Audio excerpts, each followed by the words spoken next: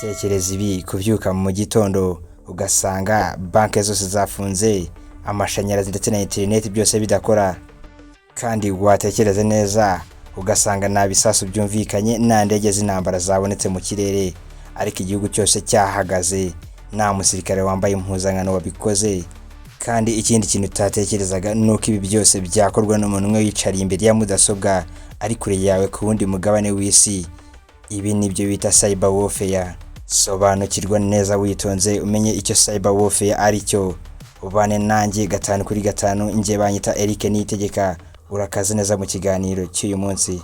Icara hamwe nkumara amatsiko byinshi wibazaga kuri uyu munsi, wibaza ku ntambara zikorerwa ku mbuga nkoranyambaga ndetse n'ikoranabuhanga.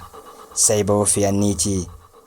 Ni uburyo igihugu cyangwa itsinda ry'abantu bakoresha ikoranabuhanga na internet batera ibindi bihugu bakoresheje izo mudasobwa zabo.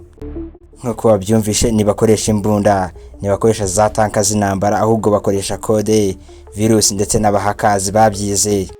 Gusa ikindi kintu utaruzi nuko kuri uyu munsi wa none ibihugu byinshi birwanira kuri internet kurusha uko birwana imbona nkubone ku rugamba, bifashe za drone ndetse n'ibindi bikoresho by'intambara uzi. Mu buryo bworoshye, cyber warfare ni intambara ikorwa kuri mudasobwa.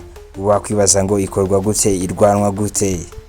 Dore ngo uburyo iyi ntambara kuri murandasi igezweho muri ibi bihe tugezemo ikorwamo. Igihugu gishobora kwinjira muri system ya banki y'ikindi gihugu, gufunga amashanyarazi, gusiba amakuru ya gisirikare cyangwa gusenya satellite y'ikindi gihugu. Ibi ngibi mukunze kubibona mu bihugu bigiye bitandukanye nko mu bihe by'amatora, amatora akaba yaburizwamo. Kuri uru rugamba rwose wumvishe rushobora kuba ruri burangire nta sasu na rimwe wumvishemo, kandi hakangirika byinshi kurenza iby'intambara isanzwe. Mu buryo bwinshi tubona izi ntambara zo kuri murandasi zikorwamo, hari uburyo bwinshi butandukanye bukoreshwa n'amayeri menshi agiye atandukanye. Ariyo nk'uburyo bwo guhakinga, uburyo bwo kohereza virus muri telefone cyangwa se muri mashini yawe, uburyo bwa DDoS attack, spying cyangwa se cyber espionage. Ibi byose bikorwa n'abantu bafite ubumenyi bukomeye mu bijyanye na programming ndetse na network security. Kandi abo bantu ubwabo ntibambara impuzankano za gisirikare, ariko ubwabo ni abasirikare b'iki gihe nibo dufite ubu ngubu.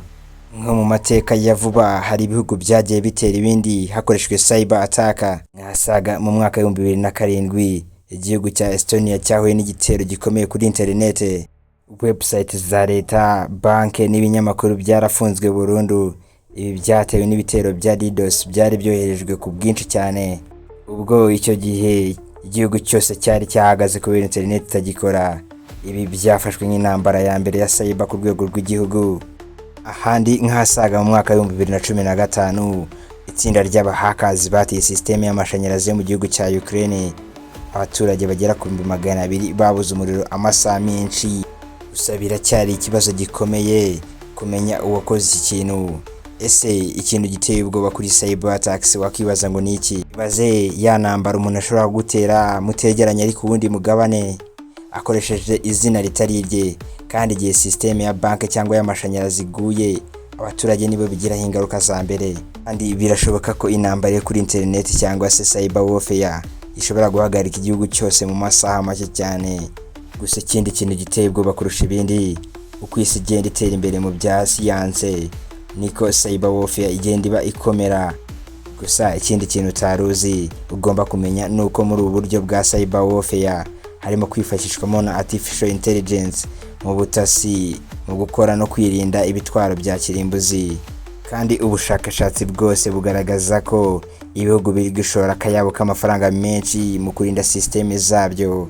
Ikiri kugaragara niki nuko mu myaka iri imbere intambara nyinshi zishobora kuba zitazongera kurwanwa n'amasasu, ahubwo zikazaba zirwanwa n'amakode gusa. Kuri benshi mutari musobanukiye, cyber warfare ni intambara itagaragara ariko ifite imbaraga zikomeye kurusha iz'amasasu. Ese we wumvishe iyi mikorere ya cyber warfare? Wumva ibihugu byacu byiteguye guhangana iyi ntambara yo kuri murandasi? Andika igitekerezo cyawe hasi muri comment. Kandi niba ushaka izindi documentaire za tekinoloji n'intambara z'iki gihe, kandi subscribe kuri KTS Rwanda kugira ngo ibiganiro nk'ibi ngibi bikagucike. Nje twabanye ni Ariko nitegeka, naho butaha.